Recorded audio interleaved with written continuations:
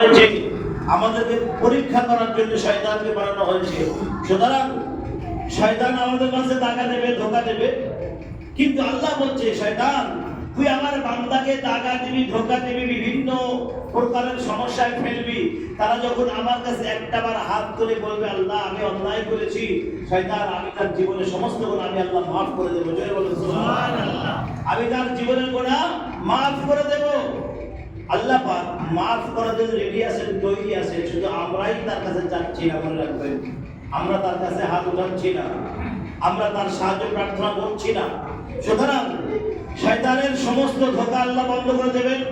মাহে রমজান যখন নিকটবর্তী চলে আসবে, শয়তানকে বেঁধে রাখা হয়েছে, জাহান্নামের দরজাগুলি সব বন্ধ করে দেওয়া হয়েছে এবং জান্নাতের দরজাগুলি সব খুলে দেওয়া হয়েছে। সুবহানাল্লাহ। এবং জান্নাতের দরওয়াজা জোয়ান, জান্নাতের হুর গেলেমানরা, তাদেরকে আল্লাহ সাজসজ্জা করে সেজে থাকতে বলেছেন। জান্নাতের হুর গেলেমানদেরকে আল্লাহ হুকুম দিয়েছেন তোমরা সেজে থাকো, তোমরা তোমাদের রূপে ফিরে আসো, আসল রূপে ফিরে আসো এবং তোমরা প্রতিজ্ঞাবদ্ধ হও যে আমার যারা রোজা রাখবে, যারা আমাকে খুশি করার জন্য রোজা রেখেছে দুনিয়ায়, তাদেরকে তোমরা কি করতে চাও, তাদের সঙ্গে কি ব্যবহার করতে চাও। তারা বলছে আল্লাহ যারা তোমার জন্য রোজা রেখেছিল দুনিয়ায়, শুধু তোমার জন্য রোজা রেখেছিল যারা দুনিয়ার জমিনে, তাদের সঙ্গে আমরা বিবাহ বন্ধনে আবদ্ধ হতে চাই। একবার জোরে বলুন সুবহানাল্লাহ। জান্নাতের হুর গেলেমান সম্পর্কে তারা বলছেন যে আমরা প্রত্যেকটা রোজাদারকে আমরা গ্রহণ করতে চাই। তাহলে রোজা অনন্য উম্মতের উপরে ফরজ ছিল না। 30টা রোজা কারো কোনো নবীর উপরে ফরজ করা হয় নাই, শুধুমাত্র আখির জামানার পয়গম্বর সাইয়্যিদুল মুরসালিন রাহমাতাল লিল আলামিন জনাবে মুহাম্মদ রাসূলুল্লাহ সাল্লাল্লাহু আলাইহি ওয়াসাল্লাম ছাড়া অন্য কোনো নবীর উপর রোজা 30টা ফরজ করা হয় নাই। কারণ রোজার ভিতরে যেমন দৈহিক উপকার, শারীরিক উপকার এবং আল্লাহর হুকুমকে মান্য করা হচ্ছে। কারণ রোজার একটা প্রথম পুরস্কার কথা বল, রোজা যদি কোনো ব্যক্তি রোজা রাখে, সারাদিন রোজা রাখলো, সারাদিন না খেয়ে থাকার পরে পেট থেকে একরকম গ্যাস বার হয় মুখ দিয়ে, সেই গ্যাসটা আমি কথা বলে আপনি না করিলেন, আপনি কথা বলে আমি না করি, কারণ একটা দুর্গন্ধ বার হয়। এই যে দুর্গন্ধ স্টমাক দিয়ে যে গন্ধটা বার হয়, আল্লাহ বলছে আমার কাছে মেশকাম্বার যে প্রিয়, একবার জোরে বলুন সুবহানাল্লাহ। মেশকাম্বার যে প্রিয়, ওই গন্ধটা আল্লাহর কাছে মেশকাম্বার যে প্রিয়। তাহলে একজন কথা বলে আর একজন মুখ ঘুরিয়ে নেয়, কারণ সারাদিন পরে বিকাল বেলা যখন কথা বলি আমরা, আমাদের মুখ থেকে একটা গন্ধ বার হয়, এই গন্ধটা আল্লাহর কাছে মেশকাম্বার যে প্রিয়। মনে রাখবে, যারা রোজা রাখেন না, রোজা আসলে গ্যাসে অম্বলে সমস্যা হয়, বিভিন্ন ব্যায়ামের সমস্যা হয়, তাদের জন্য বিশেষ করে শরীরের কথা বলব। রোজার প্রথম পুরস্কার হচ্ছে আল্লাহ বলছেন যে এই গন্ধটা আমার কাছে মেশকাম্বারের চেয়ে প্রিয়, এটা আল্লাহর কথা। আর তাদের প্রথম পুরস্কার কি করবেন? এইসব রোজাদার যখন মারা যাবে, দুনিয়া থেকে বিদায় নিয়ে চলে যাবে, দুনিয়া থেকে যখন বিদায় নিয়ে চলে যাবেন, কবরে চলে যাবেন, ইসরাফিল আলাইহিস সালাম যখন দ্বিতীয়বার সিংহার ফুৎকার দেবেন, বাঁশি বাজাবেন, তখন সব কবর থেকে পিঁপড়ের মতো বাধা হবে। এটা আমরা পড়েছি মাত্র, এটা আমরা সকলে পড়েছি। এখন কেউ আমরা যাচাই করিনি, কেউ আমরা এইটা গ্রহণ করিনি এখনো পর্যন্ত। এটা আমরা শুধু পড়েছি, সেটা আপনাদেরকে বলছি। এবং আল্লাহর কথা সত্য, লা তাবদীলা লিকালিমাতিল্লাহ, আল্লাহর কথার কোনো পরিবর্তন হয় না। ইসলামের ইসলাম সিংহার ফুৎকার দেবেন, মানুষ কবর থেকে পিপিলিকার মতো বার হয়ে পশ্চিম দিকে ধাবিত হবে। প্রত্যেকটা মানুষ যারা দুনিয়ার জমিনে এসেছিল, এসে আসবে। সুতরাং এই মানুষগুলো সবাই কবর থেকে উঠবে এবং পশ্চিম দিকে ধাবিত হবে। মুখে একটাই কথা শোনা যাবে, মনে রাখবে, প্রত্যেকটা মানুষের মুখে একটা করে কথা, ইয়া নাফসি ইয়া নাফসি। সেদিন বাংলার কোনো সন্ধান থাকবে না, চিহ্ন থাকবে না, ইংরেজির কোনো চিহ্ন থাকবে না, কোনো ভাষা, দুনিয়ার কোনো ভাষা সেদিন থাকবে না, একমাত্র আল্লাহর কোরআনের ভাষা থাকবে। একবার জোরে বলুন সুবহানাল্লাহ। আল্লাহর কোরআনের ভাষাটাই আল্লাহ ব্যবহার করেছে এবং সেটা আল্লাহ ব্যবহার করছেন, করবেন, আগামীতেও করবেন আলহামদুলিল্লাহ। এই কোরআনের ভাষা আরবি ভাষা, এই আরবি ভাষাটা প্রত্যেকটা মানুষের জবান মোবারক এসে যাবে, অটোমেটিকলি হয়ে যাবে এটা জবানটা। আপনি মনে করতে যে আমি মরে গেলে আমি বাংলায় কথা বলবো, আপনি বাংলায় বলতে পারবেন? বাংলায় কথা বলার ক্ষমতা কাউকে দেবেন আল্লাহ। সমস্ত মানুষের জবানটা আরবি হয়ে যাবে, সবাই আরবিতে কথা বলবে, সবার মধ্যে একটা ভাষা থাকবে, ইয়া নাফসি ইয়া নাফসি ইয়া নাফসি।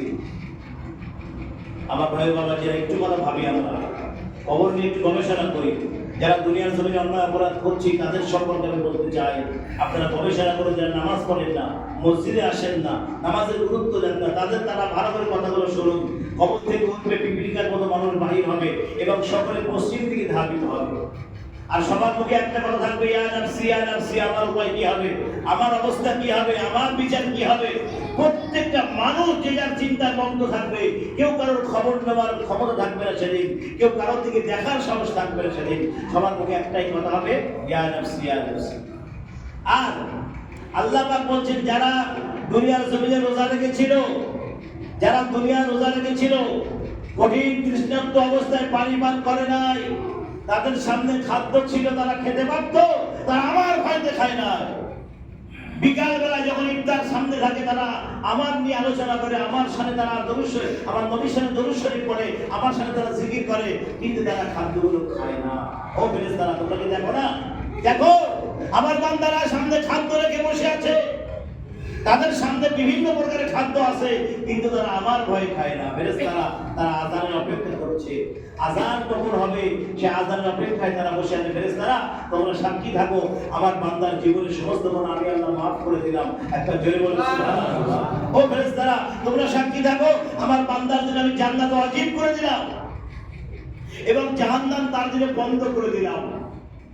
কারণ আল্লাহ রাসূল বলেছেন, ইফতারের পূর্ব মুহূর্তে দোয়া কবুল হয়, দোয়া কবুল হয়। ইফতারের পূর্ব মুহূর্তে কোন মানুষ আল্লাহর কাছে হাত উঠায়, তার প্রয়োজনের কথা আল্লাহর সঙ্গে বলে, আমার আল্লাহ সব খবর রাখে, তামাম কায়নাতের খবর আল্লাহর কাছে আছে, আল্লাহ সব জানেন, সব বোঝেন, সব দেখেন। তাই সেই সময় আল্লাহ দোয়া কবুল করে থাকেন বান্দা। সুতরাং এই রোজাদারদের সেই সময় যখন কবর থেকে বাহির হবে, এদের মুখ থেকে মিষ্টাম্বারের গন্ধ বার হবে। একবার জোরে বলুন সুবহানাল্লাহ। রোজাদারের প্রথম পুরস্কার পাবে এরা, কবর থেকে শুরু হবে। এই রোজার পুরস্কার, রোজাদাররা যখন তাদের পুরস্কার আল্লাহ নিজে হাতে তাদের প্রদান করবেন, অরণ্য উম্মতেরা বলবেন যে আল্লাহ, এরা নবী না রাসূল, এরা কারা? তারা আমাদের চিনতে পারবেন না। তারা প্রত্যেকটা যারা রোজা রেখেছিল দুনিয়ার জমিনে, তাদেরকে চিনতে পারবেন না। তারা বলবেন নবী না রাসূল। আল্লাহ বলবেন, ও বান্দারা, এরা আবার নবীও না রাসূলও না, এরা হচ্ছে আখির নবীর উম্মত। একবার জোরে বলুন সুবহানাল্লাহ। এদের মর্যাদা অনেক বেশি। এদের সম্পর্কে আল্লাহ কোরআনে আয়াত অবতীর্ণ করেছেন, অন্যান্য নবীদের সম্পর্কে আল্লাহ কথা বলেন নাই, কুনতুম খায়রা উম্মাতিন উখরিজাত লিন-নাস তা'মুরুনা বিল মা'রুফ ওয়া তানহাউনা 'আনিল মুনকার। তোমরা বেহতরিন উম্মত। আল্লাহ আমাদেরকে বলছে, আল্লাহ আমাদেরকে সম্মান জানিয়েছেন।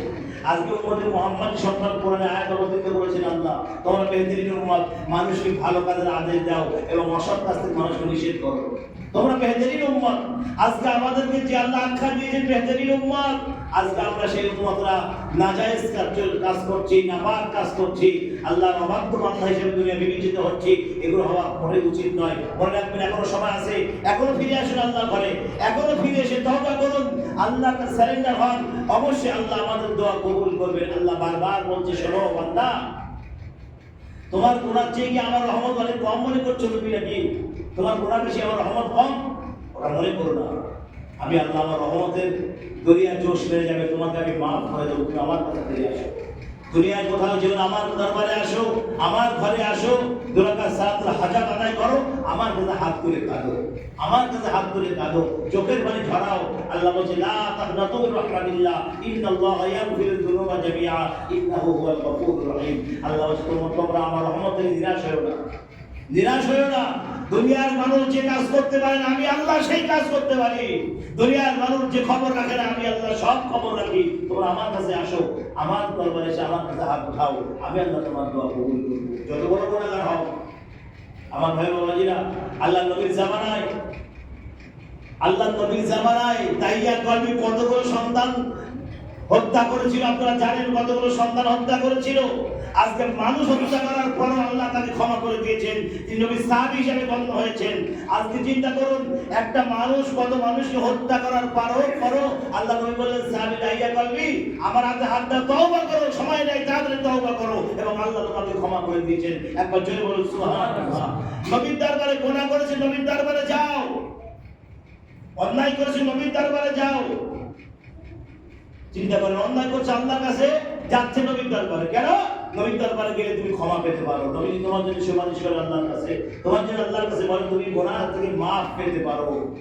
কারণ গুনাহ মাফ করার মালিক হচ্ছে আমার আল্লাহ, আর মাফ করানে ওলা হচ্ছে আমার নবী।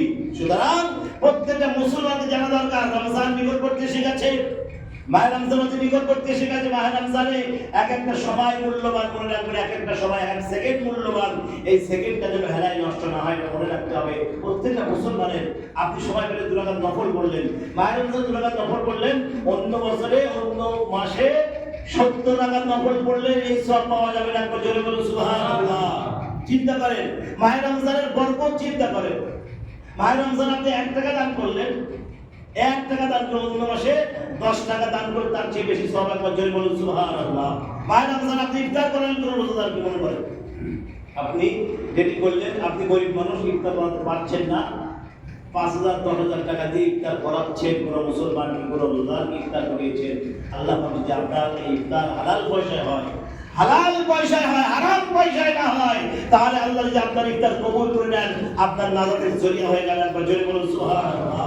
আপনার নাজাতের জরিয়া হয়ে গেল। কারণ আল্লাহর কাছে বিচার হবে হালাল আর হারামের, হালাল আর হারাম দুটো বিচার হবে, একটা হক একটা না হক। আসহাবুল ইয়ামিন আসহাবুশ শিমাল, বামপন্থী আর ডানপন্থী, এই সম্পর্কে বিচার ফয়সালা করবেন আল্লাহ। সেজন্য দুনিয়ার মানুষের পয়সা, অনেকের অনেক রকম পয়সা আছে। আমি বলছি কার কি আছে আমার দেখার প্রয়োজন না, বিষয়টা হচ্ছে হালাল পয়সা হতে হবে। ইফতার রোজা করাবেন, আপনি চেষ্টা করবেন হালাল পয়সা যেন হয়। কারণ যারা খাচ্ছে তারা তো জানে না যে আপনার হালাল কি হারাম। এর সমস্ত করার ভাগে আপনি আপনার করতে হবে, আপনার ঘরে চাপবে। যে রোজার কোনো রোজার যদি রোজার কোনো ক্ষতি হয়, এর দায় আপনার উপরে চাপবে। আপনি হারাম পয়সা ইফতার করা করে রাখবেন, হালাল পয়সা ইফতার করবেন। সর্বসময় মনে করবেন যে আমার পরিষ্কার পয়সা কোনটা, পরিষ্কার টাকা। আপনি মেহনত করছেন, এটা পরিষ্কার টাকা। আপনি মেহনত করছেন, মজদুরি করছেন, এটা পরিষ্কার টাকা। মনে রাখবেন এই টাকা দিয়ে রোজা ইফতার করাবেন, এই টাকা দান করবেন, এই টাকা মসজিদে দেবেন, এই টাকা মাদ্রাসায় দেবেন, এই টাকা এতিমখানায় দেবেন, এই টাকা আপনি দান করবেন। সুতরাং কোন একজন রোজাকে আপনি ইফতার করালেন, সমস্ত রোজার ইফতার করলো, আপনার ইফতার করলো তারা, আল্লাহ বলছেন তোমার নামায় আমলে রোজার সওয়াব তুমি বান্দা তুমিও পেয়ে যাবে। একবার জোরে বলুন সুবহানাল্লাহ। তাহলে মাহে রমজানের প্রত্যেকটা সেকেন্ড, প্রত্যেকটা ঘন্টা, প্রত্যেকটা মিনিট মূল্যবান, প্রতিটা সময় মূল্যবান মাহে রমজানের। আপনি মনে করছেন আমরা একটা সময় আল্লাহর জিকির করি, আল্লাহর ধ্যানে মগ্ন হই, একটা সময় নির্বাচন করলেন, এই সময়টা 10টা মানুষ এক জায়গায় হয়ে আল্লাহ সম্পর্কে, দিন সম্পর্কে আলোচনা করছেন। আপনি দিন সম্পর্কে আলোচনা করেন, গবেষণা করেন। আল্লাহ রাসূল বলেছেন অন্য বছরে আপনি যদি 70 বছর ইবাদত করেন, নফল করেন, এর চেয়ে বেশি সওয়াব আল্লাহ 10 মিনিট দিন সম্পর্কে আলোচনা করলে। একবার জোরে বলুন সুবহানাল্লাহ। দিন সম্পর্কে আপনি আলোচনা করেন, 10টা মানুষ এক জায়গায় বসেন, আপনি বাড়িতে করেন না কেন? আপনি বাড়িতে আপনার ফ্যামিলি নিয়ে বসেন, 10 মিনিট 15 মিনিট আপনি আলোচনা করেন, 10টা 15 মিনিট আপনি দিন সম্পর্কে আলোচনা করেন, গবেষণা করেন, আল্লাহকে বুঝুন, নবীকে চিনুন সম্পর্কে আপনি আলোচনা করেন। আল্লাহ রাসূল বলেন 70 বছর ইবাদত করলে যে সওয়াব, তার চেয়ে বেশি সওয়াব 10 মিনিট দিন সম্পর্কে আলোচনা করলে। একবার জোরে বলুন সুবহানাল্লাহ। এত বড় বরকত, এত বড় রহমত মাহে রমজান আল্লাহ দিয়েছেন। সুতরাং আমি যে আলোচনা করছিলাম, সে আলোচনা আজকে আলোচনা করলাম না, ইনশাআল্লাহ পরে আলোচনা করবো আলহামদুলিল্লাহ। তো আগামী জুমা আসছে, মাহে রমজানের প্রথম জুমা মনে রাখবেন। তো মাহে রমজানের প্রথম জুমায় হবে আলোচনা আল্লাহর রহমত, আল্লাহর রহমত নিয়ে আলোচনা হবে। মাহে রমজানে আল্লাহ কতটা রহমত আমাদের উপরে বর্ষিত করবেন, কত রহমত আল্লাহ বর্ষিত করেন, এবং কত রহমত নিয়ে আমরা দুনিয়ায় আল্লাহর রহমত নিয়ে আমরা চলাফেরা করছি, এবং তার রহমত ব্যবহার করছি, তার কথা ভুলে যাচ্ছি। তার রহমত ব্যবহার করছি, তার কথা ভুলে যাচ্ছি, তার কথা চলছি না। তার অর্থ নিয়ে ব্যবহার করছি, তার কথা চলছি না। আল্লাহু আকবার।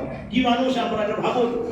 আমাদের আল্লাহ খাওয়াচ্ছেন, আমাদের পড়াচ্ছেন, সব কিছু আল্লাহ, সমস্ত নিয়ামত আমার আল্লাহ, কিন্তু তারপরও আমরা আল্লাহকে ভুলে যাচ্ছি।